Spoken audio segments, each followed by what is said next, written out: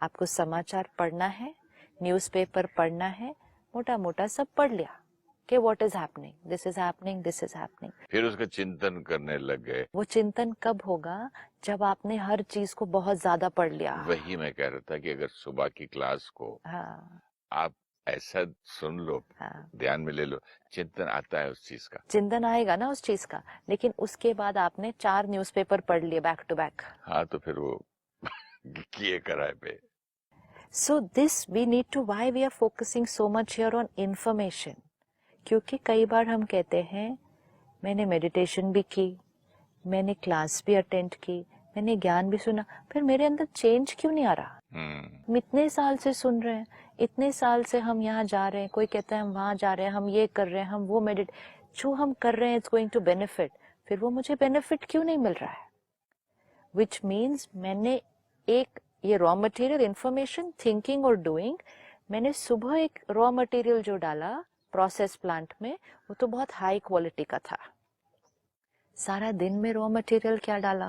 Dilute कर दिया सब कुछ। एंड क्योंकि आत्मा बहुत पावरफुल नहीं है, उसके ऊपर वो नेगेटिव इंफॉर्मेशन का असर बहुत जल्दी पड़ता है। अब हमें ये ध्यान रखना है कि सारा दिन की इंफॉर्मेशन, इसीलिए आपने कुछ दिन पहले जो कोटेशन बहुत प्यारी पढ़ी थी, what you watch, what you read, what you listen and the conversations you engage in, everything is deciding who you are. तो मैंने सुबह सुबह तो ज्ञान भरा, तो मैंने ध्यान रखा, लेकिन सारा दिन में मैंने बहुत कुछ पढ़ लिया। और इंफॉर्मेशन ध्यान रखना है। नॉलेज है, आप किसी प्रोफेशन में हैं, आप टेक्निकल बातें पढ़ रहे हैं, वेरी इंपॉर्टेंट।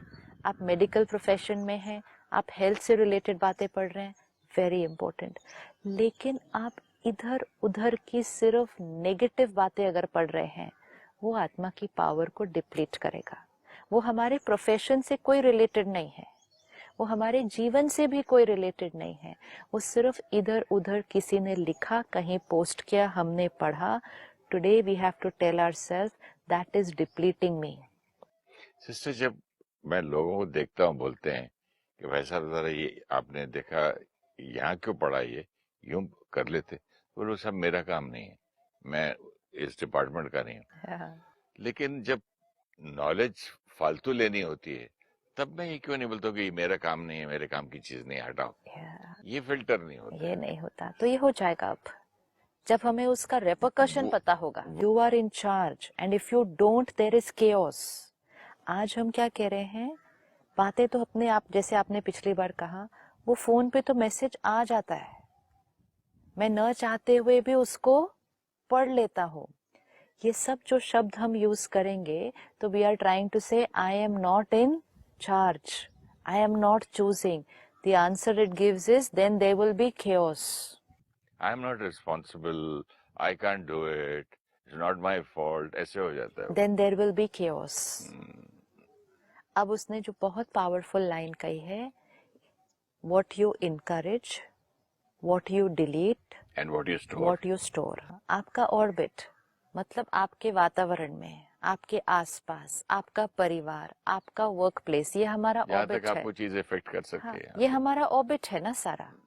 सी, इस ऑर्बिट, जैसे एक प्लैनेट है, वो ऑर्बिट में रोटेट कर रहा है, तो वो प्लैनेट का वो ऑर्बिट है। हमारा ऑर्बिट मतलब हमारी दुनिया। अब हमारा ऑर्बिट, ये बहुत बड़ी दुनिया भी है, पूरी दुनिया है, इसमें भी आज बहुत कुछ है। इट इज सेइंग कि आपके ऑर्बिट में जो कुछ आ रहा है, लेकिन उसमें से आपको क्या इनकरेज करना है, क्या डिलीट करना है, क्या स्टोर करना है। थॉट या emotional impulse, you have to take charge. If you do not take charge, then there will be chaos. अगर जो कुछ आ रहा है, जो कुछ हमें मिल रहा है, जो कुछ सुनाई दे रहा है, जो कुछ दिखाई दे रहा है, हम उसको लेते जा रहे हैं, हम चूज नहीं कर रहे।